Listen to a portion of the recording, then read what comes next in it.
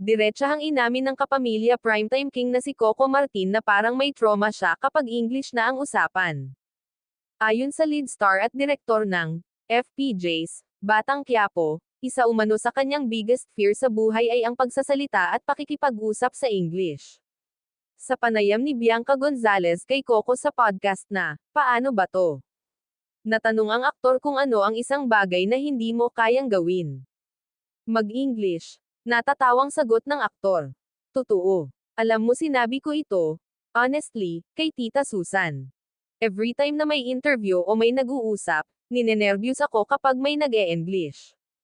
Ano kayang pinag-uusapan nila? Tapos hinuhuli ko, pinakikiramdaman ko, sinasabi ko sa sarili ko sana may mag-Taglish para magets ko yun pala yun. Natatawa pa ring say ni Coco. Dagdag pa ng aktor, nung nag-aaral ako pag English subject, nangangatog ako. As in, talagang hindi ko alam. Alam mo sabi sa akin ni Tita Susan, para kang na-trauma eh. Pag nakakarinig ka ng English, lumalayo ka. Hanggang ngayon daw ay nararamdaman pa rin niya ang takot na yon, kapag nakakarinig ako ng English ninenervyos na ko. Pero pag nagtagalog sila uy pwede ako magtagalog, yan lalakas na yung loob ko. Pero pag English hindi ko alam para akong nararattle na parang ano to. Hindi ko na naiintindihan, parang nawawala ako. Yun, yung pinakakinatatakutan ko at pinakaayoko, pag-amin pa ng aktor. Noong mapunta na siya sa ABS-CBN, pinush siya ng kanyang manager na mag-enroll sa personality development at English classes, gusto ko rin ma-develop yung sarili ko.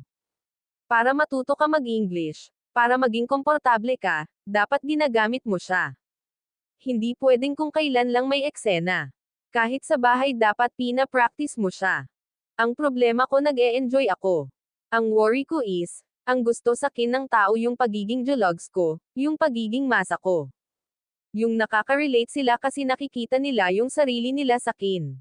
Baka mamaya sabihin ng mga tao, trying hard ako. Totoo naman. Natatawang lahat ng aktor, kaya kinausap niya uli ang kanyang manager at sinabing hindi na niya itutuloy ang kanyang English class, minahal naman ako ng mga tao na ganito. Sabi ko, hindi naman ako nagpipretend. Dati hindi ko kailangan mag-pretend. Sabi ko, mas gusto ko kung saan ako komportable. Kung ano ako bilang tao, yun ako. Para hindi ako mahirapan. After that pinanindigan na namin. Kaya eto, jologs pa rin ako, natatawang kwento pa rin ni Coco.